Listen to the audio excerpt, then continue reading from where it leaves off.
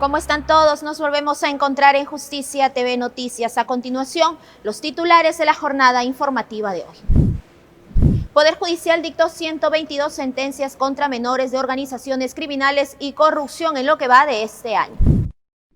Sujeto que intentó prender fuego a Sereno de Miraflores y a una moto fue condenado a 4 años de prisión por el Poder Judicial. Estudiante de medicina que mató y descuartizó a ciudadana mexicana en Huacho fue condenado a 35 años de cárcel por su crimen. Hoy, en casos que hicieron historia, la sentencia al empresario Guillermo Riera y la tragedia de las 4 familias de las víctimas del accidente de la Costa Verde que estremeció el país en el 2017. Iniciamos con el desarrollo de las noticias. El Poder Judicial dictó 122 sentencias de criminalidad organizada y corrupción en lo que va de este año. Producción en la resolución de procesos se incrementó considerablemente en la Corte Especializada, que conoce casos complejos con hasta 80 procesados. Veamos los detalles a continuación. Desde el 2019 al 2023, la Corte Superior Nacional de Justicia Penal Especializada ha triplicado su producción. Así lo afirma el presidente de la Corte Superior Nacional de Justicia Penal Especializada, César Zaguanay Calcín. Que va del año, o sea, solamente enero-agosto ya tenemos 122 sentencias. Esto significa que ya hemos superado ampliamente todas las sentencias que produjimos el año pasado. De acuerdo al reporte presentado por el presidente de la Corte, en el 2019 los magistrados de este distrito judicial resolvieron 23 procesos y en el 2020 25, en tanto que en el 2021 75 y en el año 2022 89. Esto es producto del esfuerzo de los jueces y juezas y trabajadores en general de esta Corte. La Corte Especializada conoce casos complejos con hasta 80 procesados, como el de Orellana Rengifo. La ley dispone que los casos más complejos en materia de crimen organizado, que tengan trascendencia nacional o internacional, sean de competencia de esta Corte. Y los casos que no tienen trascendencia nacional o internacional se conocen en las diferentes cortes del país. Y entonces, eso hace pues precisamente que esta Corte tenga un cuidado especial en la gestión, porque aquí se trata de combinar muchas estrategias de gestión pública para que todo este conglomerado de procesos complicados tengan una armónica solución en el tiempo. Los casos por corrupción de funcionarios, crimen organizado, se incrementaron considerablemente, de 55 casos en el 2019 a 328 al 2023. Por otro lado, la virtualidad tecnológica ha sumado a la celeridad para los procesos de esta Corte, ya que desde antes de la pandemia los jueces ya no tenían que trasladarse a los penales donde están los reos para llevar a cabo las audiencias. Estas diligencias ahora se resuelven vía Meet, así lo afirma el magistrado titular de esta Corte. Estamos ganando efectivamente horas efectivas que antes perdíamos, por ejemplo, trasladándonos al establecimiento penal. Llegábamos temprano antes a nuestro trabajo y teníamos que viajar prácticamente al centro penal.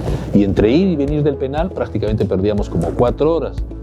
Todos conocemos el tráfico limeño, ¿no? Entonces ir hasta el penal de Piedras Gordas, por ejemplo, era puesto un tema de 4 horas. Esas 4 horas que antes se perdían, multiplíquelas no por mes, multiplíquelas por semana. Son 24 horas a la semana que usted ya puede hacer, dedicarse netamente a juicio. Por otro lado, resaltó la importancia de que los jueces resuelvan de manera imparcial y comprometida con la ley los procesos que les corresponde, reto más delicado aún en este distrito judicial que resuelve los casos más complejos de criminalidad del país. En la medida que respete ese postulado, no va a haber ninguna presión que pueda actuar contra él. Se espera que esta Corte pueda mantener el ritmo de la producción y seguir en el camino de la modernización digitalmente con el uso de inteligencia artificial que ayude en la toma de decisiones. A un docente universitario en Ucayali se le impuso prisión preventiva por incurrir en el delito de tocamientos indebidos y actos libidinosos sin consentimiento en agravio de una de sus alumnas de 17 años. Se aprovechó de su cargo para dar rienda suelta a sus bajos instintos. Ahora asumirá las consecuencias de sus actos ante la justicia. El docente Carlos Esteban Maye, de 38 años, fue recluido en un penal debido a la investigación en su contra por el delito de tocamientos y actos de connotación sexual sin consentimiento en agravio de una adolescente de 17 años. El primer juzgado de Coronel Portillo de Ucayali, a cargo del juez Jenner García Durán, dictó 7 meses de prisión preventiva en contra del profesor tras la sustentación del requerimiento fiscal.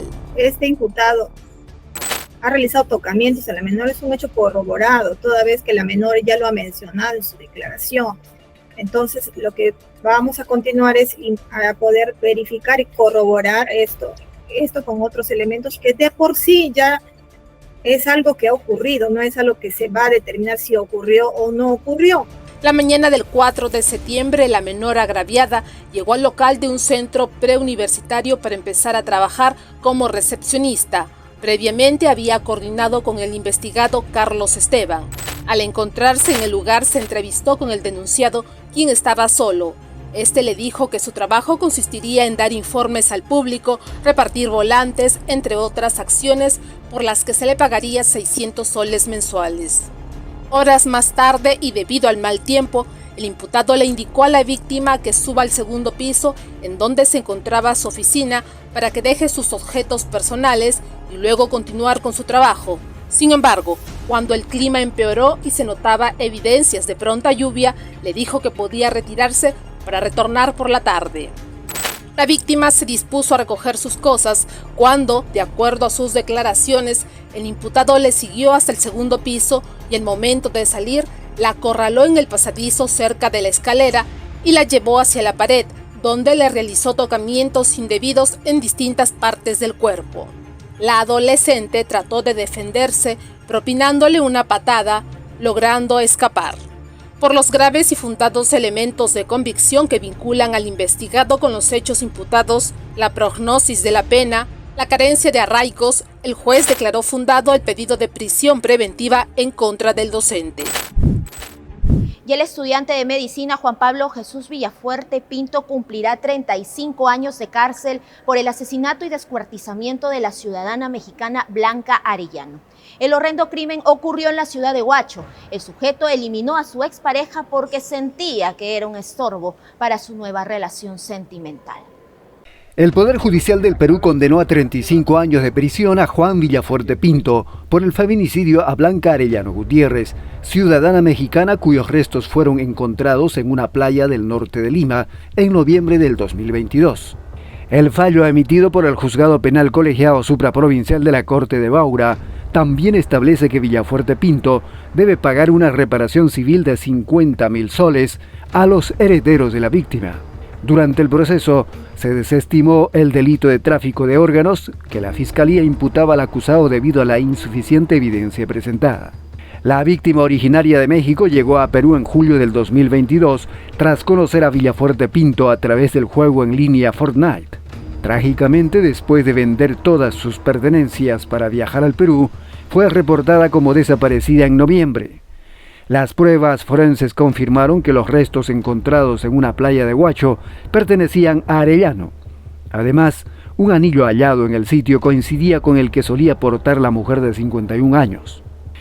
Villafuerte Pinto fue arrestado el 17 de noviembre en San Juan del Lurigancho, tras encontrar en su habitación alquilada rastros de sangre, cabellos, ropa de mujer y una bandera mexicana. Previo a su sentencia, había permanecido 9 meses en prisión preventiva. Los restos de Blanca Arellano fueron repatriados a México en febrero de este año, luego de la solicitud de su familia. Alexandra Arellano, hermana de Blanca, expresó su momento de confianza en las evidencias presentadas y pidió justicia por la vía legal. La sentencia ejemplar reafirma el compromiso de las autoridades peruanas en combatir y sancionar severamente los actos de violencia contra las mujeres. La lucha contra el feminicidio sigue siendo una prioridad en la región. El tribunal está conformado por los magistrados Julio Rodríguez Martel, William Vázquez Limo y René Holguín Guamaní. Y el Poder Judicial dictó 4 años de prisión a un sujeto de 46 años que robó gasolina y trató de incendiar a un agente de Serenazgo de Miraflores y una motocicleta estacionada que se encontraba atendiendo la emergencia de una vecina en esta zona residencial de Lima. El Poder Judicial, actuando de manera célere, sentenció a 4 años de pena privativa de la libertad a Miguel Ángel Benel Castro, quien intentó incendiar las motos de la municipalidad de Miraflores y atentar contra la vida de un sereno del distrito. El sujeto tenía antecedentes por diversos delitos. Como se observa en las imágenes, Benel Castro rocía gasolina a las motocicletas de los serenos, pero no contento con esto, también le echa líquido al sereno Palermo Galvez Calcino en el cuerpo y rostro. Luego de unas horas, la policía y Serenazgo dieron con la ubicación de Miguel Benel Castro y lo detuvieron llevándolo a la comisaría de Miraflores para las diligencias correspondientes, culminando con la etapa de la sentencia dictada por el primer juzgado de investigación preparatoria de tránsito y seguridad vial de la Corte de Lima. El hecho empieza el jueves, cuando una panadería en Miraflores pide apoyo a los serenos para sacar a un individuo que estaba alterando a los comensales. Es así que el Serenazgo y la Policía Nacional intervienen al sujeto, lo retiran del lugar. Sin embargo, esta persona comenzó a alterar el orden público y por eso fue llevado a la comisaría, pero luego de unas horas lo soltaron. Ya el viernes, en medio de un operativo, aparece nuevamente este sujeto y de la nada, con una galonera con gasolina, comienza a echar este combustible a la moto y al sereno Palermo Galvez Calcino. Después, con un encendedor, pretende prender fuego al sereno. Afortunadamente, el encendedor no funcionaba. Miguel Benel, en su detención, agrede a otro sereno y lo amenaza diciendo que le va a prender fuego igual que a sus compañeros. Gracias al actuar oportuno de los jueces y al trabajo articulado de los operadores de justicia, esta persona que representaba un peligro para la comunidad de Miraflores hoy se encuentra tras las rejas.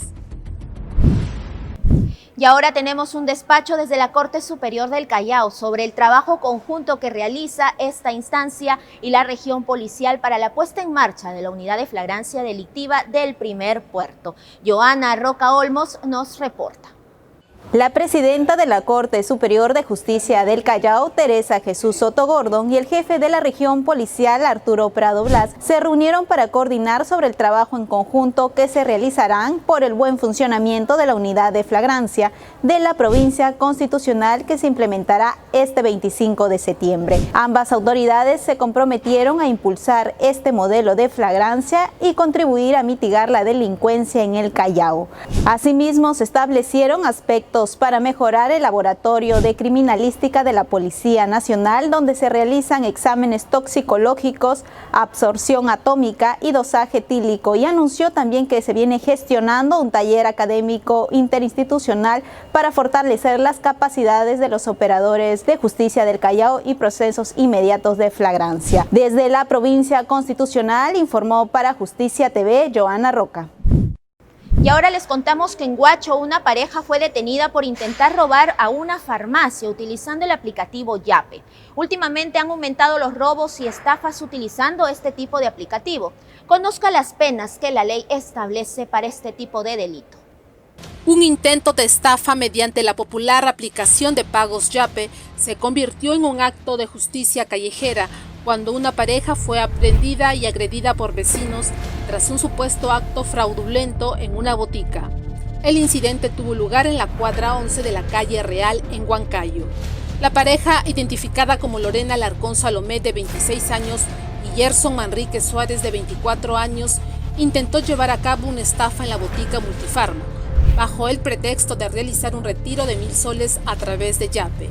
Alarcón mostró en su celular una supuesta transacción de dicho monto, que resultó ser falsa.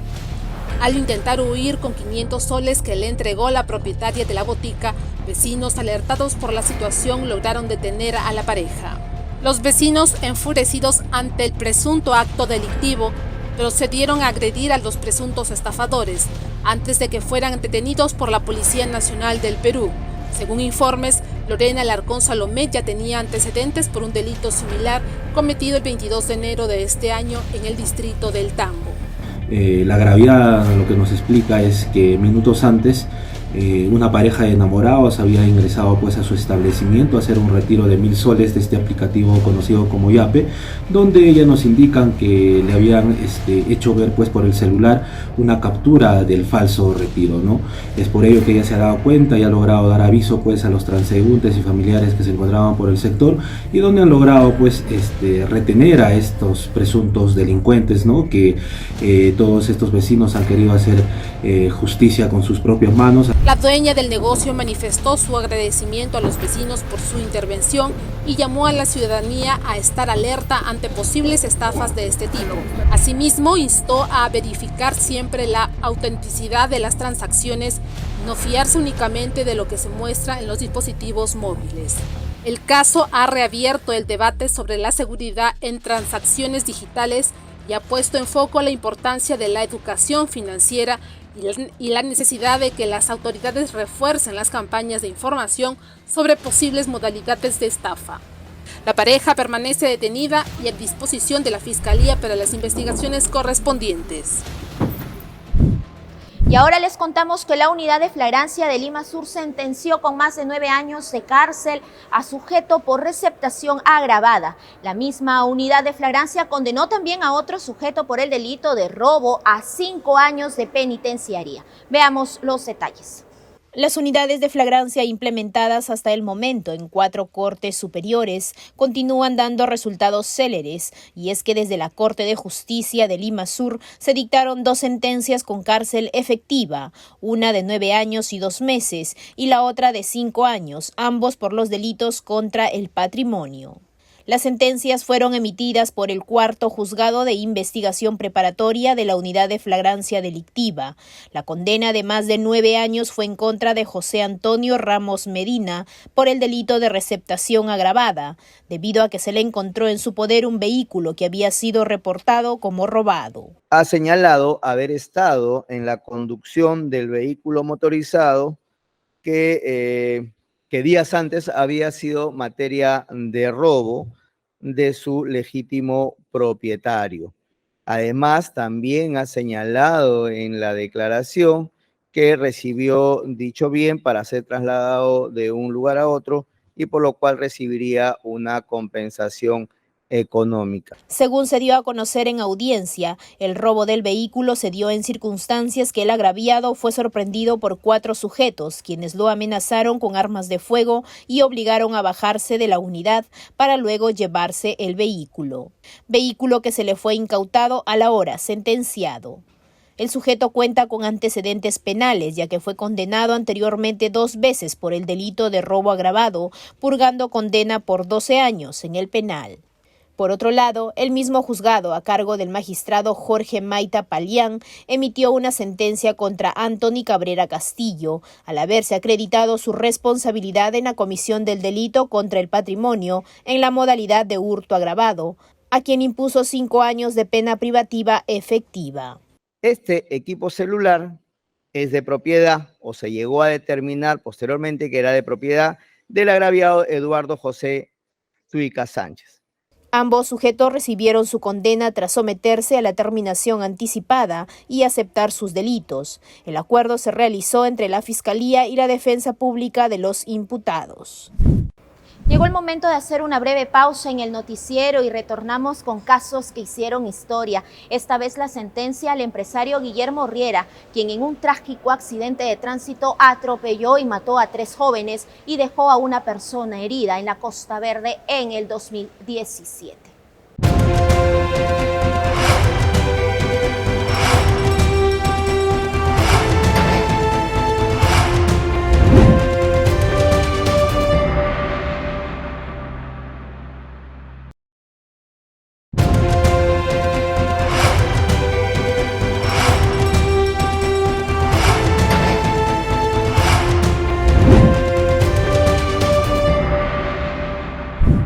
Gracias por continuar en Justicia TV Noticias. En el 2017, Lima amaneció conmocionada por una terrible noticia. Un empresario arrolló con su camioneta en un accidente a 4 jóvenes que iban en 2 motos. 3 murieron y 1 quedó grave. Hoy en Casos que hicieron historia reviva la sentencia al empresario Guillermo Riera y la historia de una imprudencia en el volante que marcó a varias familias.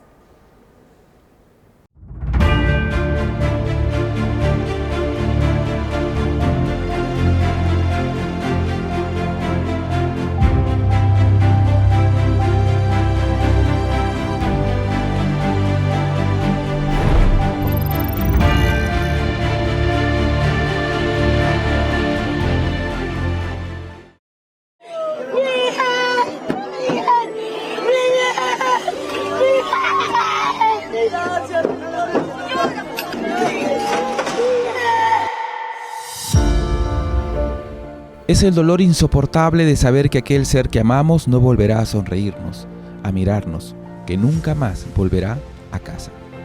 La familia del sereno Luis Miguel Valdés Rivera se negaba a aceptar su muerte, la que ocurrió la madrugada del 5 de mayo del 2017, cuando el joven sereno fue arrollado junto a otros 3 jóvenes que iban en 2 motos por la Costa Verde, por una camioneta conducida por el empresario Guillermo Riera. Esa madrugada también murieron Yair Saldaña de la Cruz y su enamorada Leslie Ann Acuña Cuadros, y quedó con graves heridas Christopher Guerrero Solís. Tras el accidente, el empresario tomó un taxi y abandonó la escena de los hechos. Mi hijo ha sufrido, yo he visto el video, cómo ellos han volado los 4 como si fueran cualquier cosita y han quedado tirados ahí en el piso. Mi hijo arrastrándose ha estado porque mi hijo ha llegado con vida al hospital. Si el Señor lo hubiera auxiliado en esos instantes, ahorita, en el nombre de Dios, mi hijo estaría con vida.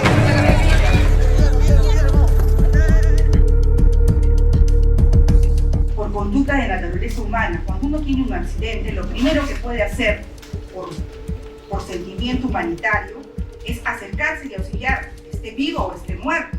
Esta persona lo que ha hecho es mirarlos e irse. Los ha abandonado totalmente. Él no sabía si estaban vivos o muertos. Él ha hecho la conducta de abandonar a las personas, de abandonarlas a las personas, sean vivas o sean muertas, las ha abandonado y ha huido. Se ha sustraído de la acción de la justicia. Este es Guillermo Riera Díaz, pasando el control de seguridad del aeropuerto Jorge Chávez.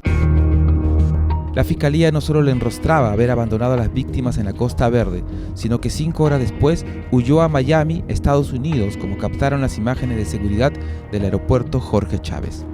Sí, ahí hubo lamentablemente un mal asesoramiento del anterior abogado, que no fui yo, evidentemente. Yo no intervine en los primeros actos.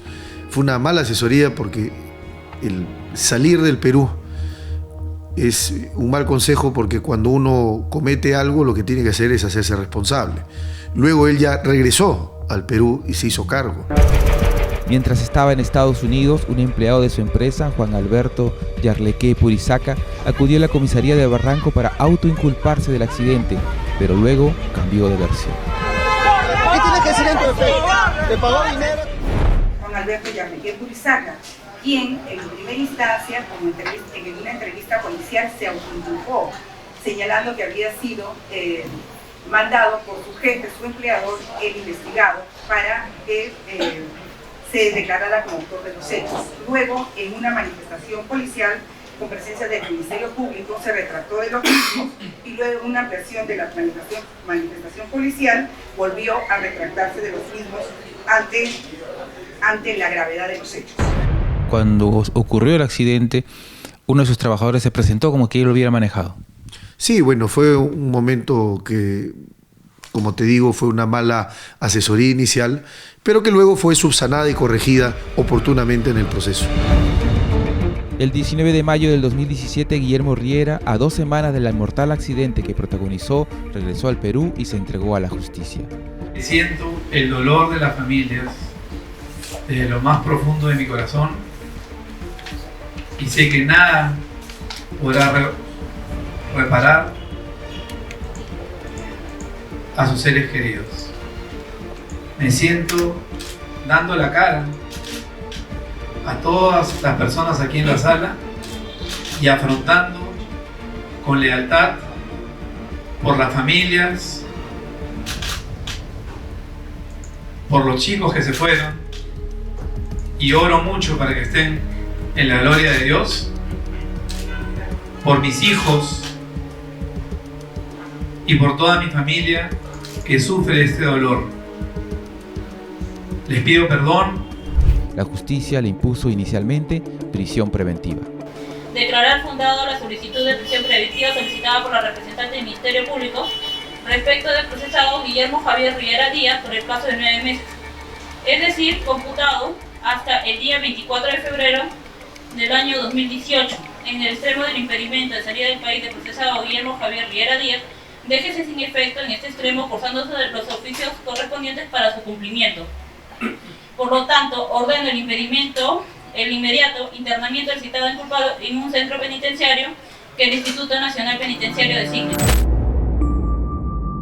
Durante todo el proceso, la familia de las víctimas hicieron movilizaciones exigiendo sanción para Guillermo Riera, quien insistía en que todo fue producto de un accidente. No es que no me interese el dinero, me interesa que estén bien, me interesa que la familia supere este dolor. Yo sé que es un dolor irreparable, yo sé que es algo que no puedo hacer con dinero ni con nada, pero también fue un lamentable accidente de tránsito. Yo no salí ese día para decir voy a matar a 3 personas y accidentar a una, en ningún momento. En febrero del 2018, el primer juzgado de Tránsito y Seguridad Vial de Lima dictó su sentencia. Y como tal se le impone 7 años y 4 meses de pena privativa de libertad, la misma que con el descuento de la carcelería, que viene cumpliendo 6 meses y 20 días, y computarizada a partir de la fecha 15 de febrero del 2018, el mismo que vencerá el día 24 de noviembre del 2024. El juzgado impuso a Guillermo Riera el pago de 180.000 soles por concepto de reparación civil para la familia de Yair Jesús Saldaña de la Cruz, 200.000 soles para la familia de Luis Valdés Rivera, además 200.000 soles para la familia de Leslie Ann Acuña Cuadros y 200.000 soles más para el sobreviviente Christopher Guerrero Solís. Asimismo, 5.000 soles para el Estado peruano. Que el proceso fue un vía crucis, que nadie sino aquel que soporta un proceso penal puede ser capaz de poder transmitir ese sufrimiento que supone la carga de un proceso penal, que estaba absolutamente arrepentido, contrito por lo que había hecho, que básicamente es no haber descansado bien. Porque, ojo, a Guillermo Riera no se le condena porque estando ebrio o drogado conduce un vehículo. A Guillermo Riera se le condena porque después de dejar temprano a su esposa en el aeropuerto, conduce y por la Costa Verde se despista el carro. Claro, no debió haber manejado si estaba cansado, tan cansado, habiendo trabajado tanto, habiendo estado agotado, porque se dijo que había tomado, en fin, pero eso nunca se probó y no se probó porque no fue cierto. Que es muy importante que se tenga claro que a veces un vehículo automotor puede ser un instrumento de muerte, puede ser un arma mortal. Entonces, no hay que conducirla cuando uno no está suficientemente descansado y alerta con sus 5 sentidos para poder entender sensorialmente lo que puede pasar en su entorno. Creo que ese fue su error y finalmente cumplió una condena por eso. No rehuyó, él se entregó a la justicia en primer lugar, cumplió la pena y salió en semilibertad. No ha sido a través de alguna acción para poder cuestionar la condena, no.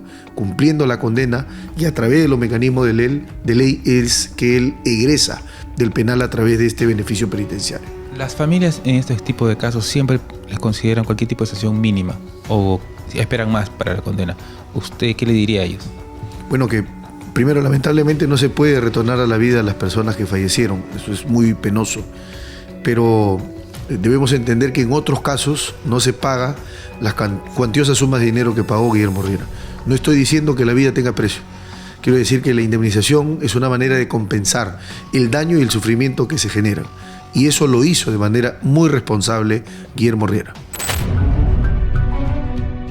El 2018, un tribunal superior confirmó la sentencia a Guillermo Riera, quien luego obtuvo su semilibertad al cumplir 1/3 de su condena. Como consecuencia de que se le encontró responsable de haber causado la muerte por imprudencia, no por intención, sino por descuido de 3 personas y por haber dejado lesionado con heridas a otras, 4 personas. También se estableció que Guillermo Riera había reparado a todas sus víctimas, que había cumplido con presentar prueba de transacciones extrajudiciales, de haber cumplido con los gastos médicos y todos los daños que emergían de este lamentable accidente, de manera que eso fue tomado en cuenta para que de la pena de un poco más de 7 años que se haya impuesto, él haya salido cumpliendo un poco más de 1 año de prisión con beneficios penitenciarios, semilibertad y redención de pena por trabajo de educación. La familia de las víctimas siempre expresaron su disconformidad con la pena impuesta a Guillermo Riera, y más allá de la indemnización que le obligó la justicia, para ellas la pérdida de sus hijos es algo que los marcó para siempre. Primero, lamentablemente no se puede retornar a la vida a las personas que fallecieron, eso es muy penoso, pero debemos entender que en otros casos no se paga las cuantiosas sumas de dinero que pagó Guillermo Riera. No estoy diciendo que la vida tenga precio. Quiero decir que la indemnización es una manera de compensar el daño y el sufrimiento que se generan. Y eso lo hizo de manera muy responsable Guillermo Riera. Luis Miguel Valdés Rivera. Hola, mi amor. Acá estoy. Estoy fuerte. Acá te traigo tus flores. Cada cumpleaños de su hijo Miguel, Milagro Rivera va al cementerio a saludarlo, a mandarle un beso volado para su valiente sereno que amaba cuidar a los demás, al niño que tanto extraña y que a veces en sueños la visita con una enorme sonrisa. A veces la justicia toma diferentes rostros, diferentes caminos. A veces duele, porque no puede devolvernos aquello que el corazón tanto extraña.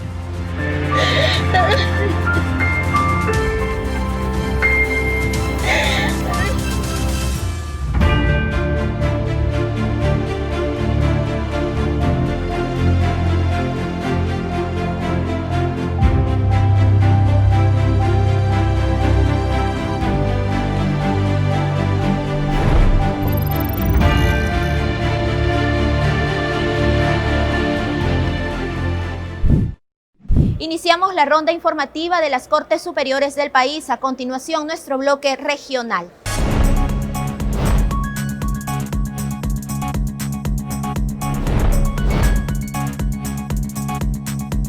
Empezamos el reporte con la Corte de la Libertad. Cintia Sali Rosas nos informa sobre la decisión de un juez de dar 9 meses de prisión preventiva para un sujeto que portaba un arma de fuego ilegal. Adelante, Cintia. Gracias, compañeros de Justicia TV. 9 meses de prisión preventiva fue la medida dispuesta por el magistrado Eduardo Medina Carrasco del Tercer Juzgado de Investigación Preparatoria de Trujillo para Marcelo Fernando Salas Torres, quien es acusado de portar un arma de fuego de manera ilegal. El ahora investigado fue intervenido por los efectivos policiales luego de ser informados de la presencia de 2 sujetos que estarían delinquiendo por las inmediaciones de un conocido centro comercial ubicado en la urbanización Los Jardines. Al notar a los agentes del orden, Marcelo Salas lanzó un morral hacia una construcción, el cual, según los testimonios del personal policial, contenía un arma de fuego y municiones, por lo que fue llevado a la comisaría para las diligencias respectivas. Tras la evaluación de los hechos y las pruebas presentadas, el juez Eduardo Medina Carrasco declaró fundado el pedido realizado por el representante del Ministerio Público y ordenó se ejecute dicha medida hasta que se inicie el juicio oral del imputado. Se autoriza la imposición de la medida de prisión preventiva en contra del procesado Marcelo Fernando Salas Torres o Fernando Marcelo Salas Torres, como se ha identificado en esta audiencia, con motivo del presente proceso penal seguido en su contra y por el plazo de 9 meses. Desde la Corte Superior de Justicia de la Libertad informó Cintia Sali Rosas para Justicia TV. Nos conectamos a continuación con Omar Alejo de la Corte de Puno. Omar nos informa que dicha corte proyecta la creación de una nueva sede judicial en el distrito de Sangabán. Veamos. Con el propósito de brindar un servicio de administración de justicia que esté al alcance de todos, el presidente de la Corte Superior de Justicia de Puno, Juan Francisco Ticona Ura, se reunió con el alcalde distrital de Sangabán, Antonio Escobar Leonardo, con quien fortalecieron la propuesta de instalación de un local para realizar justicia itinerante, sin descartar el objetivo de creación de una nueva sede judicial en esta localidad. En la cita, el titular de la Corte de Puno detalló los beneficios de contar con un local para el trámite de los procesos judiciales, el cual beneficiará a la población usuaria, evitando su traslado a otras dependencias, reduciendo gastos y pérdida de tiempo. Además, podrán realizar consultas sobre el estado de sus expedientes. El licenciado Richard Pacori Quispe, jefe de la Unidad de Planeamiento y Desarrollo, sostuvo que en el marco del convenio interinstitucional, la Corte de Puno requiere de un inmueble para la itinerancia del Juzgado Mixto y Paz Letrado de Macusani, punto que fue tratado en la sesión de Consejo Municipal, donde dio a conocer otras precisiones relevantes del acuerdo. Durante la reunión, Ticón Aura fue asistido de forma activa por la asesora de corte Julia Gómez Quispe, el jefe de la Unidad de Administración y Finanzas Edgar Machaca Ceballos y la administradora de juzgados de provincias Aideli Pavilca, quienes también verificaron las instalaciones del posible local para justicia itinerante. Como parte de esta jornada, los funcionarios de la Corte de Puno realizaron una visita inopinada a los centros poblados de Lechamayo y Loromayo, donde los juzgados Mixto y Paz Letrado de Macusani ya realizan itinerancia por disposición del Consejo Ejecutivo del Poder Judicial. Desde la Corte Superior de Justicia de Puno, Omar Alejo Flores, para Justicia TV. Nos vamos a la Corte de Ucayali, donde la jueza Melina Díaz dictó prisión preventiva para 2 sujetos que fueron grabados por cámaras de seguridad robando con violencia una cartera a una joven. Ambos fueron capturados en flagrancia. La magistrada doctora Melina Díaz Acosta, del Cuarto Juzgado de Investigación Preparatoria, resolvió fundado en parte el pedido de prisión preventiva contra Percy Alexander Pasquel Martínez, de 18 años, y Eduardo Salas Dachuma, de 30 años, como presuntos coautores del delito de robo agravado en grado de tentativa. Los hechos ocurrieron al frente del Hotel Amazon City. La tarde del 9 de septiembre, la agraviada de iniciales de YPV se estacionó al frontis del Hotel Amazon City, ubicado en el Jirón Garcilaso de la Vega, en el distrito de Yarinacocha, porque iba a ingresar al establecimiento. Minutos después, de forma repentina, llegó al lugar un motocarro sin placa de rodaje que transportaba a 2 individuos, uno de ellos el conductor. Del motocarro bajó el hombre que iba en el asiento del pasajero, se dirigió hacia la agraviada, la abordó por la parte posterior para sustraer con violencia la cartera que llevaba en su hombro derecho, pero la víctima se aferró a esta y forcejeó. Él jaló con más fuerza, de tal manera que tiró a la denunciante al piso y la arrastró metros más adelante.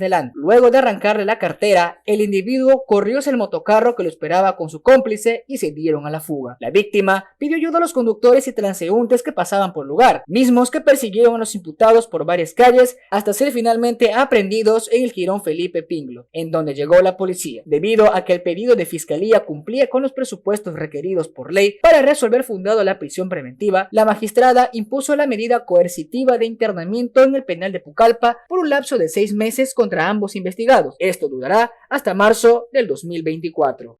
Resuelvo declarar fundado en parte el requerimiento de prisión preventiva solicitado por el Ministerio Público en la investigación que se sigue contra Eduardo Salas Dachuma y Percy Alexander Pasquel Martínez como presuntos coautores del delito contra el patrimonio en la modalidad de robo agravado en grado de tentativa en agravio de Danisa Yoli Palomino Vázquez por el término de 6 meses, el cual se computará desde el día de su detención. Esto es desde el día 9 de septiembre del 2023 y vencerá el 8 de marzo del 2024. Diana Palacios, de la Corte Superior de Piura, nos detalla sobre las acciones de prevención contra la violencia a la mujer que realiza dicha corte en la localidad de Pacaypampa. Adelante, Diana.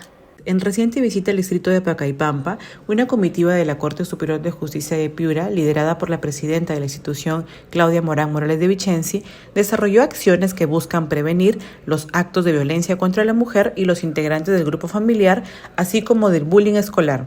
De esta manera, a través del programa de acceso a la justicia de personas en condición de vulnerabilidad y justicia en tu comunidad, a cargo de la jueza superior Gloria Tatiana Pantordinola, se desarrolló un taller de capacitación dirigido a mujeres líderes de Pacaypampa para erradicar los actos de violencia contra la mujer.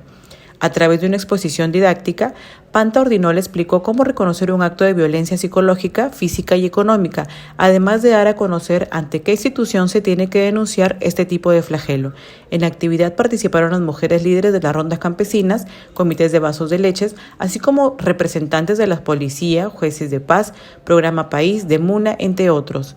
Asimismo, de manera simultánea, se desarrolló el taller vivencial No al Bullying, donde participaron 374 alumnos que la institución educativa Jorge Basadre de Pacaypampa. La finalidad de este taller, que estuvo a cargo de la psicóloga ocupacional Lucía Nakazaki Simbrón, fue concientizar a los alumnos y alumnas a no recibir ningún tipo de maltrato y tampoco ejercerlo. Para ello se realizaron técnicas de sociodrama, contando con la participación de todos los escolares. Desde la Corte de Piura, Diana Palacios para Justicia TV. Y la Corte Superior de Lima rindió un merecido homenaje de despedida a la jueza suprema Inés Villa Bonilla por su trayectoria intachable de 40 años de servicio a la justicia. Más de 40 años de trayectoria como magistrada al servicio de la justicia. La doctora Inés Villa Bonilla fue jueza superior titular de la Corte de Lima y también se desempeñó como jueza provisional de la Corte Suprema de Justicia. Recibió un homenaje de agradecimiento y despedida por el cese en sus funciones.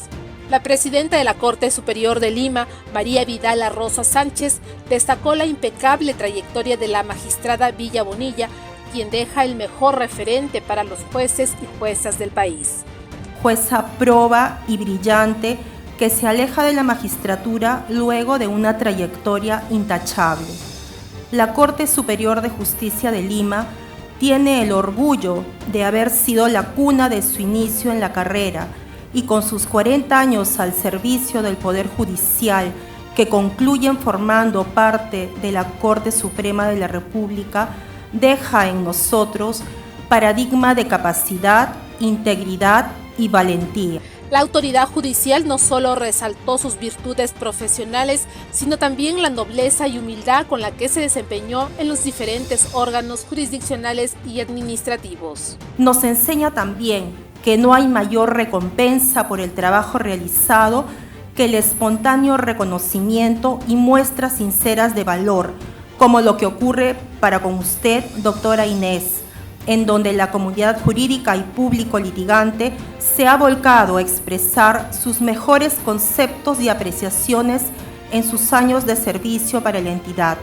Al respecto, la jueza superior titular cesante expresó su agradecimiento por el reconocimiento otorgado e instó a los jueces, juezas y personal jurisdiccional a continuar con el trabajo judicial con ética y transparencia. Señores magistrados, la labor jurisdiccional es una tarea de singular complejidad y sobre todo con compromiso humano. Impartir justicia demanda una especial preparación a nivel intelectual, profesional y sobre todo ético.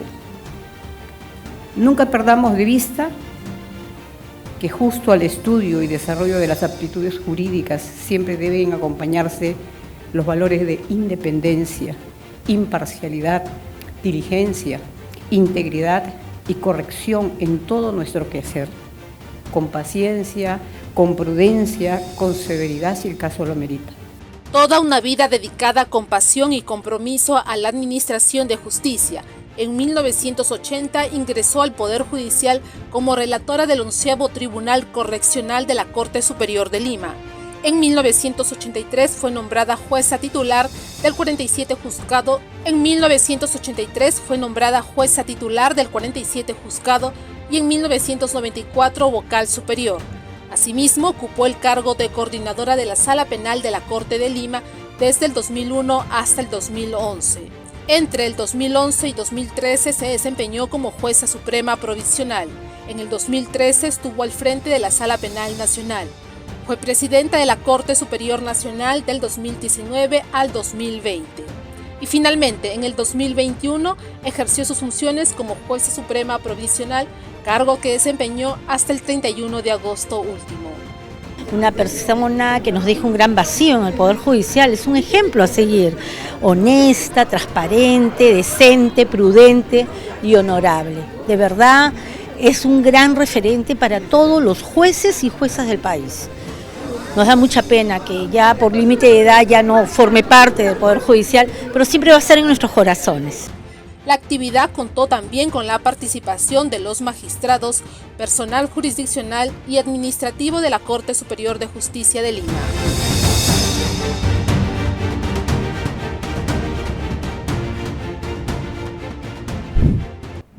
El jurista español Joan Picó dictó una conferencia magistral para los jueces peruanos titulada El juez y la prueba, una historia mal contada.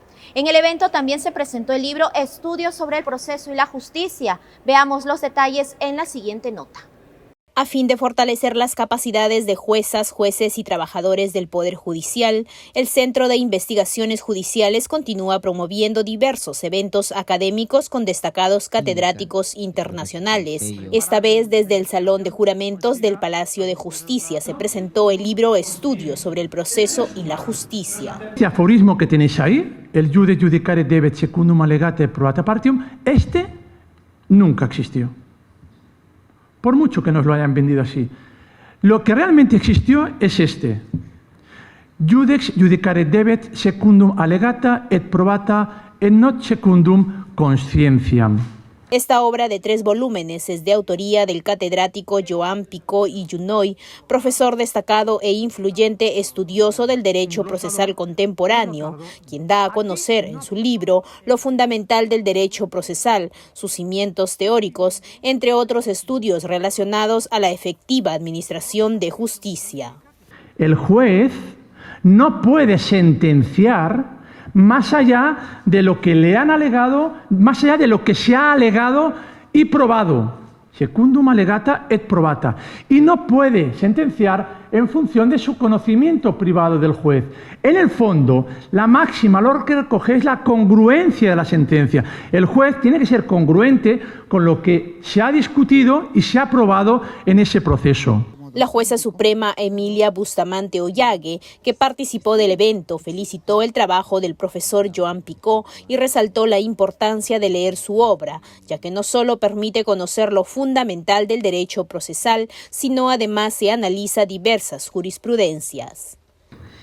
Este libro es acucioso, nos plantea doctrina, casuística, temática diversa probatoria.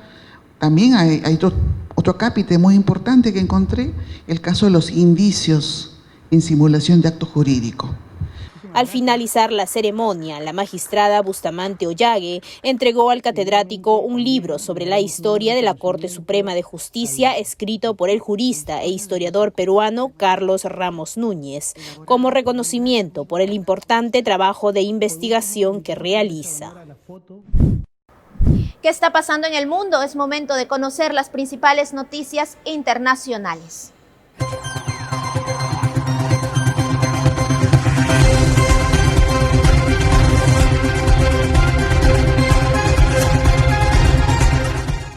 La justicia chilena ordenó el bloqueo de los sitios de casas de apuestas deportivas online, las cuales, indica en su fallo, realizan actividades sin autorización legal. Un giro inesperado para el mundo de las apuestas online en Chile. La tercera sala de la Corte Suprema ha dictaminado el cierre de estos sitios. Esta resolución sigue a una petición de la Polla Chilena de Beneficencia, que solicitó el bloqueo de estas plataformas al alegar que no cuentan con el respaldo legal pertinente en el país. El recurso presentado instaba a reconocer la ilegalidad de los sistemas de apuestas en línea que se realizan en Chile mediante Internet por entidades no autorizadas legalmente. Además, la solicitud exigía medidas efectivas para bloquear dichos portales que operan en el territorio chileno. El máximo órgano judicial del país se posicionó a favor de los demandantes, afirmando que las apuestas deportivas online no tienen cabida en la legislación chilena actual. Se recalcó que las deudas adquiridas mediante estos juegos de azar son de carácter ilícito y que tanto los facilitadores como los participantes podrían enfrentar sanciones penales. La Corte Suprema subrayó que la actividad de las casas de apuestas en línea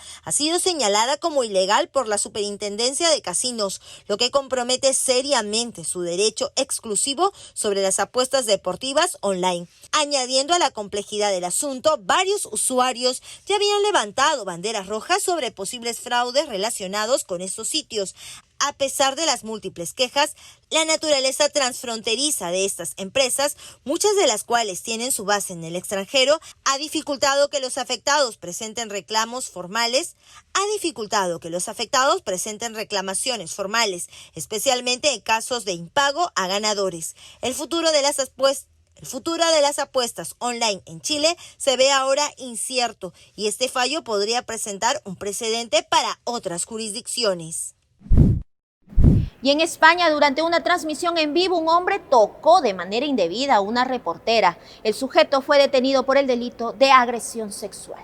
Isa Abalado es una reportera que trabaja para un canal de televisión en España. El último martes realizaba un reporte en vivo desde la calle Duque de Alba en pleno centro de Madrid, pero mientras daba su informe, un sujeto de nacionalidad rumana se le acercó y sin su consentimiento le realizó tocamientos indebidos. Hombre, intentó entrar armado. Un segundo, que estamos en directo. Disculpad, el hombre... Como se puede observar, el sujeto que llevaba gafas oscuras se le acerca y pasa su mano por la parte de atrás de la reportera, quien a pesar de la agresión continuó dando su reporte. Sin embargo, fue interrumpida por su compañero con el que estaba conectado en vivo. Isa, perdóname que te interrumpa. Disculpa. Perdóname, es que el sonido es malo, pero ¿te acaba de tocar el culo? Sí. Es que no puedo entenderlo. ¿Me pones a ese señor delante, por favor? No, este tío tonto, ponme a este tío tonto, por favor. La periodista, visiblemente desencajada y nerviosa, le increpa a su agresor, que aún permanece a su lado. ¿De qué canal somos? ¿De verdad me tienes que tocar el culo? Estoy haciendo un directo y estoy trabajando. El sujeto de 25 años fue detenido minutos después en las inmediaciones donde se produjo la agresión y fue trasladado a la Jefatura Superior de Policía de Madrid. El video, que fue publicado por la cuenta oficial del programa En Boca de Todos, se viralizó rápidamente en las redes sociales y ha generado un aluvión de críticas. Esta agresión también trajo respuestas desde el gobierno de España, como el de la ministra de Igualdad, Irene Montero, quien a través de sus redes sociales condenó la agresión y mostró su apoyo a Isa Abalado. Se conoció que la Fiscalía solicitaba para el agresor una orden de alejamiento de 300 metros y la prohibición de comunicarse por cualquier medio con la víctima. Sin embargo, un juzgado rechazó esta solicitud, por lo que el sujeto quedó en libertad. La juez desestimó ese pedido, argumentando que no aprecia situación de riesgo, ni urgencia, ni violencia, ni intimidación contra la víctima, a la que no conocía hasta el momento de suceder los hechos. Llegamos al final de Justicia TV Noticias. Fue un gusto acompañarlos en esta edición que se transmite por los canales 13.2 de señal abierta, 55 de Claro y 551 de Movistar TV. También por las redes sociales del Poder Judicial y en simultáneo por la Agencia de Noticias Andina, además de nuestros 8 canales regionales aliados. Los dejamos con imágenes del Parque Arqueológico de Sillustani, ubicado en el departamento de Puno. Nos reencontramos el día de mañana, siempre a las 9 de la noche, por Justicia TV, el canal del Poder Judicial.